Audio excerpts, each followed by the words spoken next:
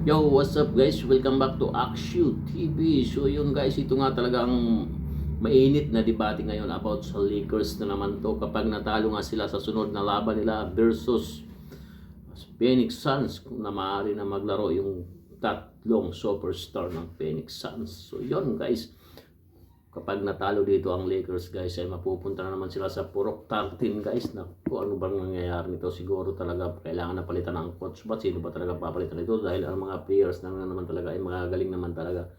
Parang may pagkukulang na talaga dito ang coaching staff ng Lakers. So yun guys, bukod dyan, ito pa ang isang balita na magandang balita talaga ito.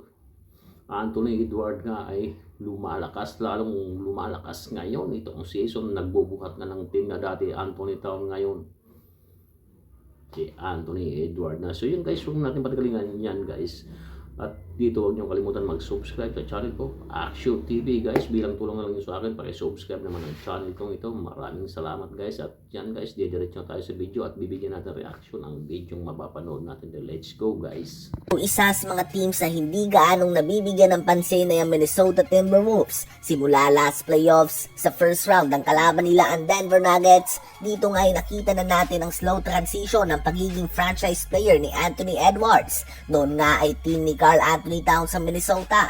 Ngunit ngayon nga ay team na ito ni Edwards. Inaangat ng young star na ito ang kanyang level of play sa mga big moments. Isang bagay na bigo na magawa si Karl Anthony Towns sa mga naunang taon. Sa last 4 games sa Minnesota Timberwolves ay nagtatala si Anthony Edwards ng 29.8 points, 5.5 rebounds, 5.5 assists, and 1.8 steals per game on 56% shooting sa field. At sa 4 games na yan ay may perfect record din ng Timberwolves sa 4-0. Kasama ang veteran guard Mike Conley, multi-time All-Star Karl Anthony Towns, one of the best defenders kay Jaden McDaniels, at 3-time Defensive Player of the Year winner Rudy Gobert. Nasa bench din nila si Naz Reid, Kyle Anderson, Troy Brown Jr., Nickeil Alexander-Walker at Shake Milton. Delikadong team na ito mga kaibigan. They have one of the best starting five sa buong NBA. Ang question na lang nga dito ay kung paano ba sila magpe-perform under pressure. Ngunit as of now ay hindi na nga ako magugulat kung si Anthony Edwards ang magiging best shooting guard sa liga by the end of the season, or at least it will be a debate sa kanila ni Devin Booker.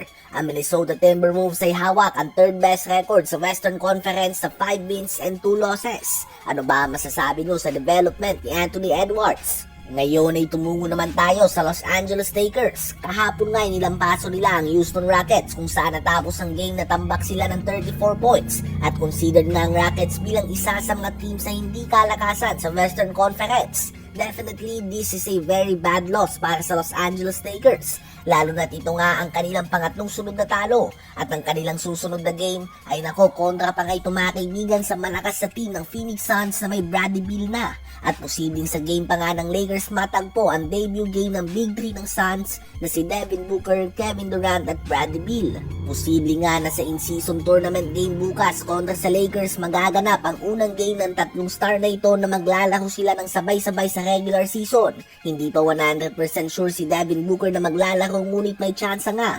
Habang sa Lakers naman ay questionable pa rin sila Anthony Davis at Jackson Hayes. At out naman si Jared Vanderbilt at Gabe Vincent. So hindi nga yan magandang balita para sa Lakers. As of now ay may record na nga silang 3 wins and 5 losses. Kapag natalo sila ay babagsak sila sa 3 wins and 6 losses. Pwede na silang malaglag sa number 13 seed.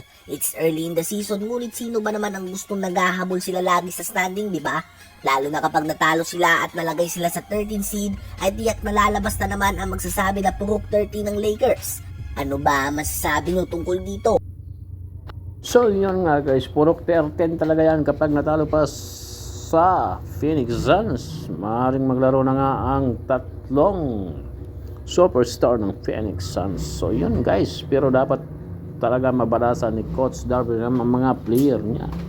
Magaling ang players, ngunit ang problema na sa nakikita ko lang, opinion ko lang based sa akin ay si Coach Darvin Ham ng Lakers. So yun. At sana guys, huwag niyo kalimutan mag-subscribe sa channel natin, Akshu TV, para maging updated ang mga klaseng i-upload ko. So yun guys, yun nga talaga nangyari guys sa mga balitang yun na bibigyan natin reaction dito sa channel natin. So guys, huwag niyo kalimutan mag-subscribe dito sa channel natin, Akshu TV, para maging updated kayo anumang klaseng i-upload ko dito sa mga video dito sa channel ko. So yun guys, maraming salamat sa mga nanonood, maraming salamat sa mga nag-subscribe sa channel ko. So yun guys, thank you and mabuhay po tayong lahat. Peace out. Thank you.